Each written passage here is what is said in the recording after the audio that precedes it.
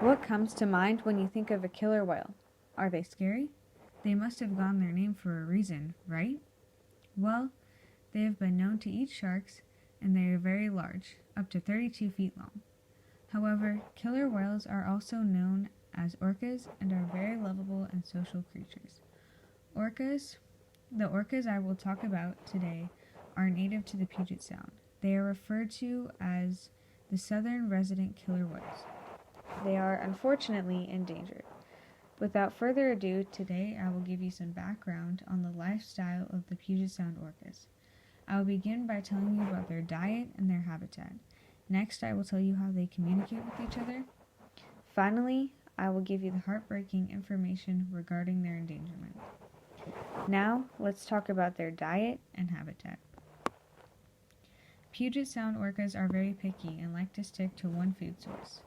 According to the Seattle Aquarium's website, a nonprofit organization that is accredited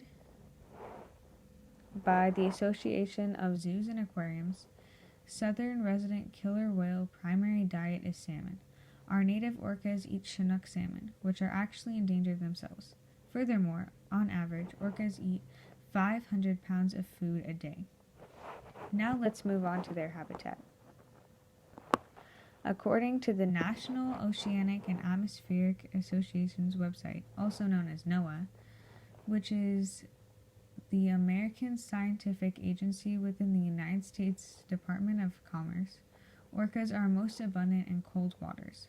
Our southern orca resident killer whales live in the Puget Sound. The Puget Sound is saltwater and an inlet of the Pacific Ocean and is home to 211 fish species, 100 seabird species, and 13 types of marine mammals. Unfortunately, it is estimated that the Puget Sound gains millions of pounds of toxic chemicals each year. But the waters are also polluted from sound by boats, which is a difficulty for the orcas as well. Because of this, orcas are currently carrying the highest levels of toxins stored in their bodies of any animals in the world. On a happier note, orcas are very social creatures, just like humans. Also, according to the Seattle Aquarium's website, orcas use two forms of sounds: echolocation and long-distance calls to their families. So, what is echolocation?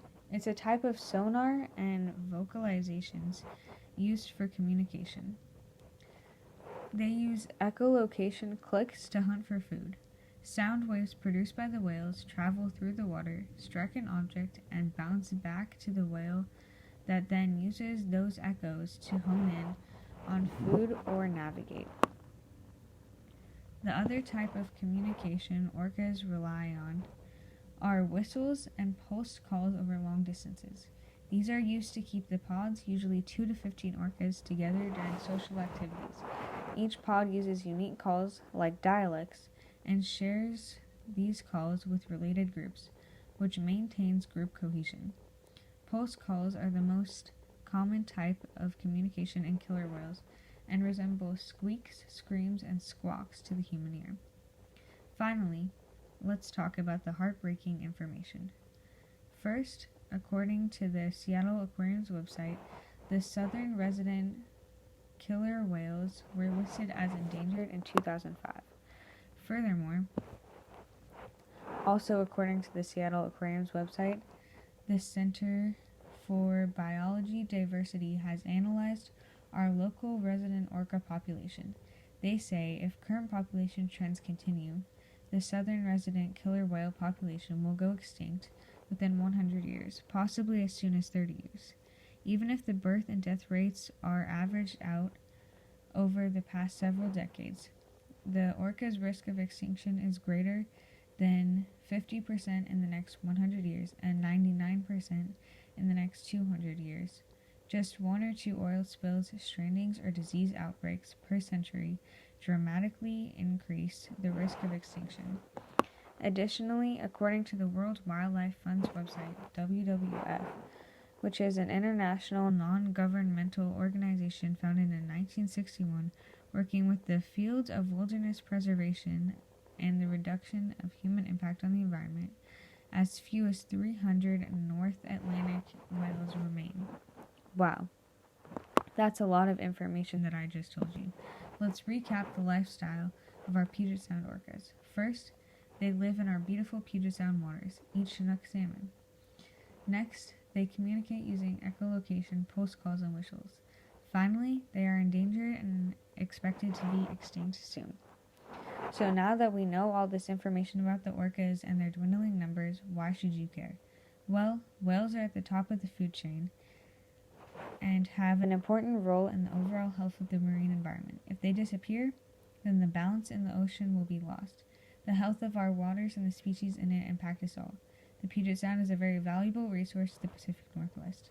According to the Puget Sound Campaign's website, which is a campaign with the federal, state, and local governments, tribes, and non-governmental organizations, and is dedicated to the protecting Puget Sound, the Sound helped drive $20 billion of economic activity in the Washington state. Now, as the saying goes, money makes the world round. Oh, and how true we know that saying is. So, now that you are informed and you care, but caring isn't enough to help with the orcas. The Seattle Aquarium suggests that we practice natural yard care at home and at school. Additionally, when whale watching in our own boat, follow federal whale watch guidelines. And finally, help friends and neighbors learn and care about our marine environment by sharing your knowledge with them. Thank you for listening.